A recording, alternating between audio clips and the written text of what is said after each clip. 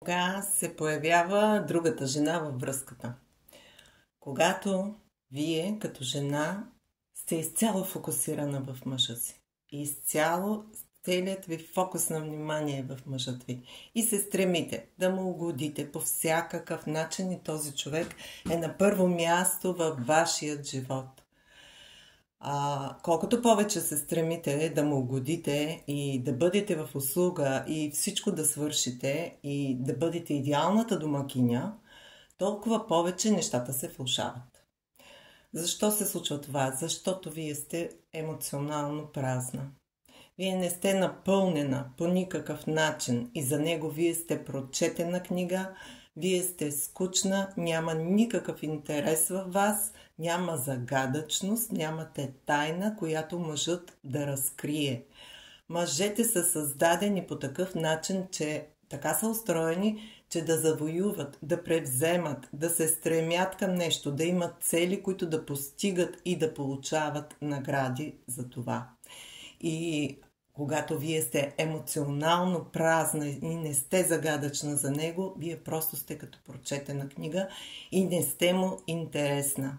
Тогава се появява и втората жена. Как да се напълните? Как да станете жената загадка за него? Вие не си почивате достатъчно. Вие стоите вкъщи и сте отлична домакиня. Това не ви носи никакви приоритети във връзката с мъжа. Мъжете работят навън, във външната среда и се прибират в къщи, за да почиват. Жените работят навън, във външната среда, прибирайки се в къщи, те не си почиват, те започват пак да работят и да оправят домакинството.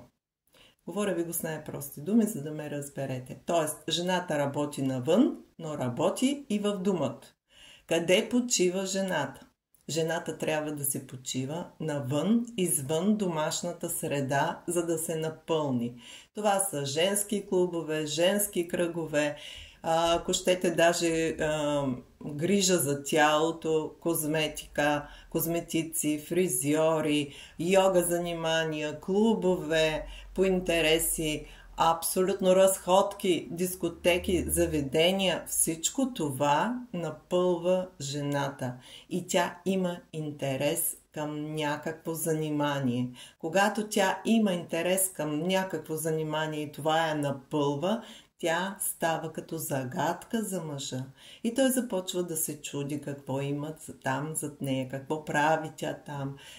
Започва да се стреми към нея. Тя е спокойна, тя е релаксирана, емоционалният ти фон е много спокоен.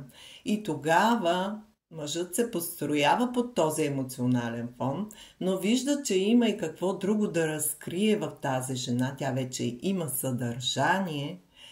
Това може да са курсове също, може да са много неща, хиляди неща има по начини, по които може да се напълните и да станете отново интересна за мъжа си. Да търкате, да чистите, да перете, това не е абсолютно интересно. И в много случаи вие даже заставате на мястото на неговата майка. Толкова много го обгрижвате този мъж, че ставате на мястото на неговата майка, но той майка вече си има. И отношенията на енергийно ниво с майката не са такива, каквито трябва да бъдат с съпругата и жената до него. Там няма емоции, няма интимност, няма такива неща. Там са построени като малко дете и майка. Напълвайте се, развивайте се. Когато се развивате, вие ставате интересна, магнетична и харизматична. Успех във всички сфери, дами!